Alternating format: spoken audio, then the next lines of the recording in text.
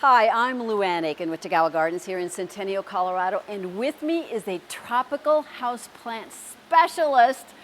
Bit of a mouthful, she can live up to it. She's also our houseplant supervisor. Her name is Dee, and she's going to tell us about some of the most fun plants you could possibly have and may not actually have in your home now, but you need some. What are these?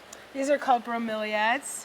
They're an epiphyte that lives up in the canopy of the tropical forest. Not like mistletoe that lives off of other plants. Right. It's just using it like scaffolding. Exactly. Okay. They live in harmony with their host. I like that. I like that. Kind of a fun plant. Their flowers last for months and months and months. And if you want color and you don't want to have to deal with it, they're awesome. So bromeliads is a group. What kind of light, what kind of water? They're very versatile plants. They can handle extremely low light to very bright light. I say bright dappled light, but they can even handle some direct as long as it's acclimated slowly. Okay. And the watering technique for these guys is a little interesting and out of the ordinary from what we normally urge people to do. Look down at the base of that flower. What's going on there? A little bit of water down in there. That cup holds water for storage and for humidity. But they still have a root, so you still need to water the soil when it goes dry, but you keep water in the cup. On purpose? On purpose. You don't want that to dry. Right, it won't rot or anything. They're designed to hold that. On this side of the table, cousins to the bromeliads, you might say, are Tillandsias. She'll correct me if I don't ever use that word.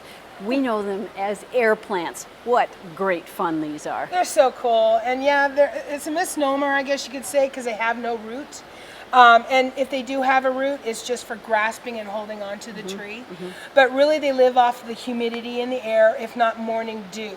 So the key is to mist daily, soak weekly. And especially if they've gotten dehydrated, you can soak them in a bucket of water. I'd advise bottled water for about 5 to 10 minutes. Okay, not overnight. Not overnight, right. You know, that's can cause problems. Look at all the fun things. So we can mount them on either sticks or bark. This is a stick. This is not a stem of this plant. It's a stick. I'm going to pull it out. That's a little curly willow stem, and we just tied the wire to hold it in place. And you can even like anchor them onto wreaths and on the walls and all kinds of crazy stuff. Speaking of which, stand by. This is worth the wait. She just made this. Good segue, right? Yeah, good segue. A standard little, dry willow wreath? You can use any kind of wreath. Yeah. I've even used, for Christmas, we used the evergreen wreaths and we attached them. And all you do is use wire. You can glue them, but the wire seems to work better. So she put down a little moss, I wrapped some fresh moss around it, use a little wire to hold the moss in place. And I literally, these are just sitting on there and with just a tiny bit of wire. These are so much fun, and they're so architectural. They're absolutely different from any other plant. Look at this. That's a clump, multiple and of the trying same to plants. flower? Yep. And once they flower, believe it or not, just like with the bromeliads, they die. They're going to start to fail. But their pups take over, and then you got new plants.